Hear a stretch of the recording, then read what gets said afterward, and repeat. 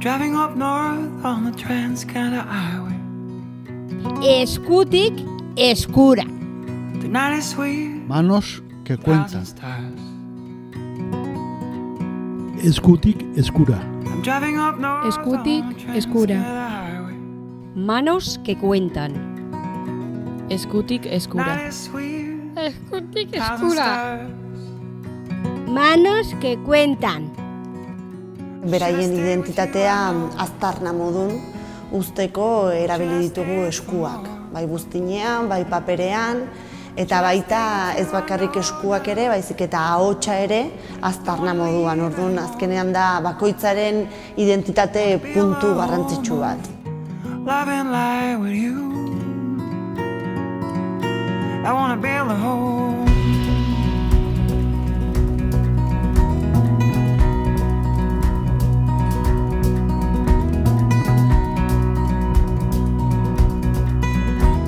Lehenengo saioan ikusten da museoa. Garaian objektu hauek eskuz egiten ziren, beraiek ikutzen dituzte, eta sensazio berriak izaten dira. The good old Neil Young is on my side once again. I can see your eyes and I can feel your pulse. Taldean gaudenean bilduta, mailan edo beste toki batean, beti eskua dela protagonista eta edozen gauza eskutik eskura pasatzen da. Bai kultura, bai gauza materialak hori dana, horregatikan eman diogu izen hori eta eskua protagonistatzat hartu dugulako, subjektua eta objektua bezala. I wanna build a home.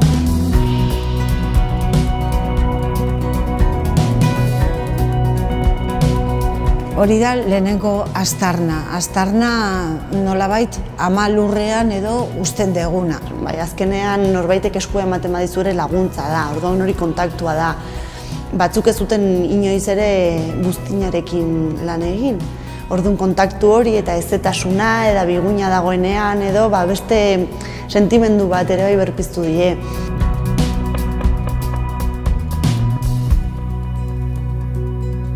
Porque las manos hablan de nosotros, las manos con su piel, su forma, nos dicen la edad que tenemos, en qué trabajamos, cuál es nuestro estado, por ejemplo, civil. Hablan también del género, si somos, o del sexo, si somos hombres o mujeres.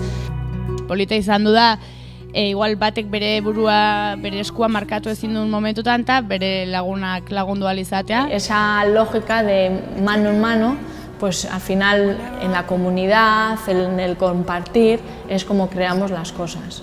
Will be like your smile on my soul. Koloreak agertzen dira eta horretan ere norberaren elemento identitarioak edo agertzen dira.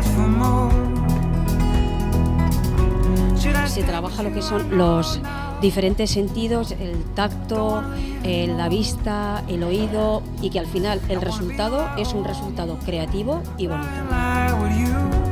Ahotsa beti izan da ere bai komunikatzeko, bai sentimenduak adierazteko, bai horretarako Xabier Laka UPV-ko irakaslearekin bera izango da beste kolaboratzailea hemen museoan instalazioa egin ahal izateko.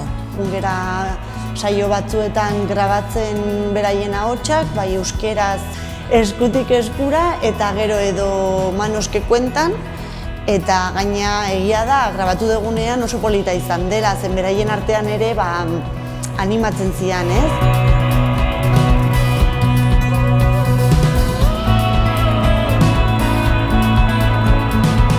Los museos no deben centrarse exclusivamente en sus colecciones, sino en sus ciudadanos a partir de dichas colecciones y así abrirse a la sociedad y convertirse en instituciones dialogantes.